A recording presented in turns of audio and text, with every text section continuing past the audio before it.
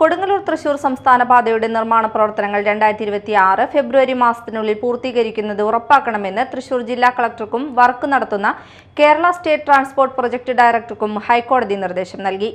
Report 2026 March 3-ന് ഹൈക്കോടതിക്ക് സമർപ്പിക്കണമെന്നും കോടതി നിർദ്ദേശിച്ചിട്ടുണ്ട്.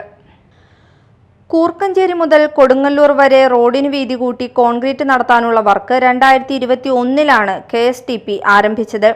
250 കോടി രൂപ എസ്റ്റിമേറ്റുള്ള ഈ വർക്ക് നടത്താൻ പല സ്ഥലങ്ങളിലായി റോഡ് കുത്തിപ്പൊളിച്ചതിനാൽ യാത്രാ ദുരിതങ്ങളും വാഹന അപകടങ്ങളും വർദ്ധിച്ചുവരുന്ന സാഹചര്യത്തിലാണ് പൊതുപ്രവർത്തകരായ PA സീതി, PA കരുണാകരൻ എന്നിവർ അഡ്വക്കേറ്റ് ഷാനവാസ് കാട്ടകത്ത് മുഖേന ഹൈക്കോടതിയെ സമീപിച്ചത്.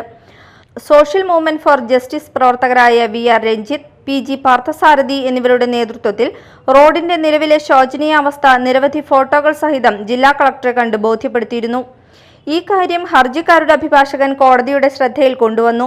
ഹൈക്കോടതി നിർദ്ദേശപ്രകാരം ബന്ധപ്പെട്ട ഉദ്യോഗസ്ഥരുടെ പ്രത്യേക യോഗം കളക്ടർ വിളിച്ചുകൂട്ടി അടുത്ത ഫെബ്രുവരി മാസത്തിനുള്ളിൽ വർക്ക് പൂർത്തിയാക്കുമെന്ന് കളക്ടർ കോടതിയിൽ ഉറപ്പു നൽകി.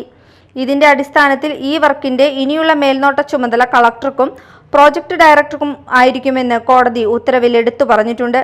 ഈ സമയപരിധിക്കുള്ളിൽ വർക്ക് പൂർത്തീകരിക്കുന്നതിൽ കേരള സ്റ്റേറ്റ് ട്രാൻസ്പോർട്ട് പ്രോജക്ട് വീഴ്ച വരുത്തുന്നുണ്ടോ എന്ന് കളക്ടർ ഗൗരവമായി നിരീക്ഷിക്കണമെന്നും ഇത് സംബന്ധിച്ച റിപ്പോർട്ട് 2026 മാർച്ച് 3-ന് ഹൈക്കോടതിക്ക് സമർപ്പിക്കണമെന്നും കോടതി നിർദ്ദേശിച്ചിട്ടുണ്ട്.